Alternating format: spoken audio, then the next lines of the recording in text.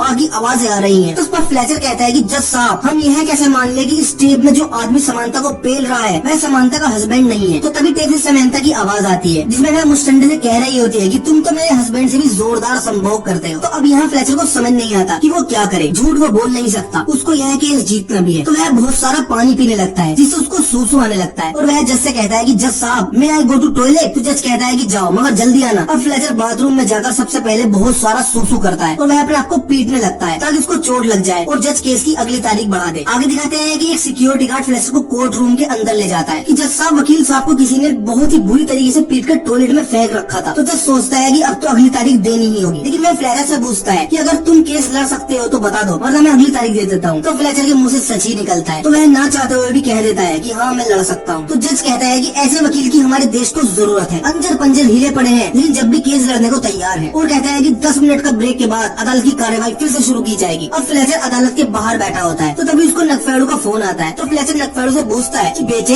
अभी गए तो नहीं तुम बोस्टन? तो नकफेड़ू कहता है कि नहीं अभी नहीं गए। तो फ्लेचर कहता है कि कुछ टाइम बाद बेटे मैं जरूर आऊंगा और फोन कट जाता है। और तभी वहाँ समंता आवाज लगाती है कि मिस्टर फ्लेचर। तो फ्लेचर मुंह बनाकर कहता है मिस्टर फ्लेचर। तो यहाँ समंता फ्लेचर को उसी मुस्टंडे से मिलवाती है जो समंता को टेप में पेल रहा था। लेकिन यहाँ फ्लेचर बहुत परेशान रहता है कि आखिर कैसे वो आज का केस जीत पाएगा। आगे दिखाते हैं कि जज कहता है कि अदालत की कार्रवाई शुरू की जाए। तो फ्लेचर जज से कहता है कि जज साहब मैं अपने एक गवाह को पेश करता हूँ जो है तगड़ा मुस्टंडा। तो यहाँ सबको लगता है कि फ्लेचर अब तो केस जरूर जीत लेगा, लेकिन फ्लेचर तगड़े मुस्टंडे के ही पीछे पड़ जाता है और तगड़े मुस्टंडे के कटगड़े में आते ही वह जज को एक कविता सुनाता है कि जज साहब यही है वो तगड़ा मुस्टंडा जिसने किया था समानता को ठंडा, इसके पिछवाड़े में लगा के अंडा पूरा घुसा दो अंदर डंडा, कैसे है किसी और की बीवी को रहा है पेल, इसके तो है कितने मजे हस्बैंड की मुसीबत झेल, न जाने कब से यह समानता की बना रहा है रेल, कैदी भी हो जाएंगे प्रेग्नेंट भेज कर देख लो उसको जेल। और यह कविता सुनने के बाद तगड़ा मुस्टंडा बिगड़ जाता है। वह कहता है कि हाँ मैं मानता हूँ कि मैंने किया है समानता के साथ जुगाड़, हाँ मैं मानता हूँ कि मैंने उसका घर दिया है उजाड़, लेकिन सबको लगता है कि मैंने समानता को दिया है बिगाड़, यह गंदी संभोग करते वक्त भी बंद नहीं करती है किवाड़। और तगड़ा मुस्टंडा जज साहब से कहता है कि जज साहब मैंने समानता को कोई रेप नहीं किया है, समानता खुद मेरे पास अपना सामान लेकर आई थी। और तगड़े मुस्टंडे की यह खतरनाक स्पीच सुनकर कोर्ट में मौजूद सभी लोग शोर मचाने लगते हैं। तो जज कहता है कि ऑर्डर ऑर्डर, लेकिन वह चुप नहीं होते। जज फिर कहता है ऑर्डर ऑर्डर, लेकिन वह फिर भी चुप नहीं होते। तो तुरंत फ्लेचर कहता है कि चुप हो जाओ सुअरो, तब जाके कहीं भी चुप होते हैं। आगे जज फ्लेचर से पूछता है कि क्या तुम्हारे पास कोई और गवाह है? तो फ्लेचर मना कर देता है। तो तुरंत समंता कहती है कि मुझे बुलाओ ना गवाह के तौर पर। तो उस पर फ्लेचर कहता है कि तुम नहीं जानती कि मैं आज झूठ नहीं बोल पा रहा हूँ, समझो मेरी बात को। तो समंता कहती है कि अपनी बकवास बंद करो, मुझे सिर्फ पैसा चाहिए। और कहती है कि मैं 31 साल की उम्र में गरीब विधवा बनकर नहीं रहने वाली। तो फ्लेचर को 31 साल से पता नहीं क्या याद आ जाता है। तो वह जज से कहता है कि जज साहब मैं समंता को कटघरे में बुलाना चाहूंगा। और वह समंता को बुलाकर जज से कहता है कि जज साहब मेरी क्लाइंट समंता की शादी 17 साल की उम्र में हो गई थी और यह अमेरिका के लॉ के अकॉर्डिंग इलीगल है, तो अब मेरी क्लाइंट को आधी प्रॉपर्टी मिलने का पूरा हक है। तो जज भी फैसला सुना देता है कि समंता को उसके हस्बैंड की प्रॉपर्टी में आधा हिस्सा दिया जाता है। और इसी खुशी में समंता फ्लेचर फ्लेचर को कोर्ट में ही बुरी तरीके से चूमने लगती है। आगे जज कहता है कि बच्चों का क्या होगा, बच्चे किसके पास जाएंगे। तो फ्लेचर कहता है कि मेरी क्लाइंट को बच्चे नहीं चाहिए। तो तुरंत समंथा कहती है कि नहीं, बच्चे मैं ही रखूंगी, क्योंकि फिर बच्चों का भी खर्चा मुझे मिलता रहेगा। तो यहाँ फ्लेचर कहता है कि अभी तुम्हें $11 मिलियन की प्रॉपर्टी मिली है, जब भी तुम्हारी आग ठंडी नहीं हुई। लेकिन समंथा बहुत बड़ी गोल्ड डिगर होती है, वह नहीं मानती और जज बच्चों को भी समंथा को दे देता है। और यहाँ देख फ्लेचर को समंथा पर बहुत गुस्सा आता है। और जब समंथा बच्चों को खींचकर ले जा रही होती है तो समंथा का हस्बैंड बुरी तरीके से रोने लगता है कि कम से कम मेरे बच्चे तो मुझे वापस दे दो। और यह देख फ्लेचर को रियलाइज होता है कि अच्छा फादर होना कैसा होता है। और वह भी अपने बेटे नकफेड़ू के साथ अभी तक सही नहीं कर रहा था, तो वह भी बाप और बेटे का यह प्यार देख रोने लगता है और सोचता है कि यह बहुत गलत हुआ। तो वह जज से कहता है कि जज साहब यह सही नहीं है, मैंने सिस्टम को मैनिपुलेट किया है, मैंने सबको बेवकूफ बनाया है। लेकिन जज उसकी एक नहीं सुनता। तब उसे रियलाइज होता है कि अब तक उसने कितने केसेस ऐसे ही झूठ के दम पर जीत लिए। तो वह जज से लड़ने लगता है तो पुलिस फ्लेचर को अरेस्ट कर लेती है। तो वह पुलिस से कहता है कि मुझे मेरे बेटे नकफेड़ू से मिलने जाना है, मुझे छोड़ दो। लेकिन पुलिस उसे पुलिस स्टेशन ले जाती है। तो वह पुलिस स्टेशन से ऑड्री को फोन करता है। तो ऑड्री कहती है कि तुम आज भी नहीं आए, अब हम हमेशा के लिए बोस्टन जा रहे हैं। तो फ्लेचर कहता है कि अब मैं बदल चुका हूँ, प्लीज मुझे छोड़कर मत जाओ, मैं अपने बेटे के साथ टाइम स्पेंड करना चाहता हूँ। लेकिन वह हर बार झूठ बोला करता था, तो इस बार उसके सच पर भी ऑड्री को विश्वास नहीं होता और वह फोन काट देती है और नकफेड़ू को लेकर चली जाती है। आगे दिखाते हैं कि किसी ने फ्लेचर की जमानत करा दी है। तो फ्लेचर पूछता है कि किसने कराई मेरी जमानत। तब उसे पता चलता है कि उसकी असिस्टेंट ने उसकी जमानत कराई है। और यहाँ भी उसे शर्मिंदगी महसूस होती है। तो वह अपने असिस्टेंट को थैंक यू बोलता है और वहाँ से जाने लगता है। तो उसे बाहर वही भिखारी मिलता है। तो वह इस बार भिखारी को खूब सारे पैसे दे देता है। दूसरी तरफ दिखाते हैं कि ऑड्री, जेरी और नकफेड़ू एयरपोर्ट पर पहुंच जाते हैं। लेकिन ऑड्री को देख लगता है कि वह शायद अब भी फ्लेचर को छोड़कर नहीं जाना चाहती। उधर फ्लेचर एयरपोर्ट पर पहुंच जाता है। उसे पता चलता है कि प्लेन तो टेक ऑफ कर चुका है। तो फ्लेचर एक गडोला सा लेकर प्लेन का पीछा करता है और वह प्लेन तक पहुंच जाता है। और जब वह विंडो से देखता है तो नकफेड़ू कहता है कि डैड यहाँ क्या कर रहे हैं। तो ऑड्री गुस्से में कहती है कि शायद ये हमें बाय बोलने आए हैं। तो नकफेड़ू अपने फादर को टाटा करने लगता है। तो अब फ्लेचर अपने गडोले को पायलट की तरफ ले जाता है और शीशे पर जूता फेंक कर मारता है और पायलट से कहता है कि साइड में कुछ लगा ले इसे। तो पायलट प्लेन रोक लेता है, लेकिन तभी फ्लेचर का गडोला किसी चीज से टकरा जाता है और फ्लेचर की टांग टूट जाती है। आगे दिखाते हैं कि फ्लेचर को स्ट्रेचर पर लाया जाता है। तो वहाँ नकफेड़ू और ऑड्री आते हैं। तो फ्लेचर नकफेड़ू से कहता है कि मेरे बेटे, तूने मेरी जिंदगी बदल दी, मैं अब झूठ बोलना ही नहीं चाहता, मैं चाहता हूँ कि तुम्हारी विश हमेशा के लिए मेरे पर बनी रहे और मैं तुम्हें कभी भी निराश नहीं करूंगा। तो यह नकफेड़ू भी बहुत खुश हो जाता है और अब ऑड्री भी बोस्टन जाने से मना कर देती है। अब 1 साल बाद फिल्म का आखिरी सीन दिखाते हैं जिसमें फ्लेचर और ऑड्री नकफेड़ू के बर्थडे मना रहे होते हैं। तो यह नकफेड़ू फिर से विश मांगता है और अगले पल देखते हैं कि ऑड्री फ्लेचर को बुरी तरीके से चूमने लगती है। तो फ्लेचर नकफेड़ू से कहता है कि अब क्या विश मांग ली तुमने, हम दोनों को मिलाने की तो नहीं मांग ली। लेकिन नकफेड़ू कहता है कि नहीं, मैंने कुछ और मांगा था। और यहाँ पता चलता है कि ऑड्री फ्लेचर के साथ ही रहना चाहती है और बेचारी जेरी को ऑड्री की कोठड़ी तो दूर, ऑड्री की दोनों टोकरी भी देखने को नहीं मिली और फिल्म खत्म हो जाती है। तो आपको हमारा यह वीडियो कैसा लगा कमेंट सेक्शन में जरूर बताइएगा और प्लीज हमारी वीडियो को लाइक जरूर करें और चैनल को सब्सक्राइब करना ना भूलें। तो मिलते हैं हमारी अगली वीडियो में ऐसी ही किसी और कहानी के साथ।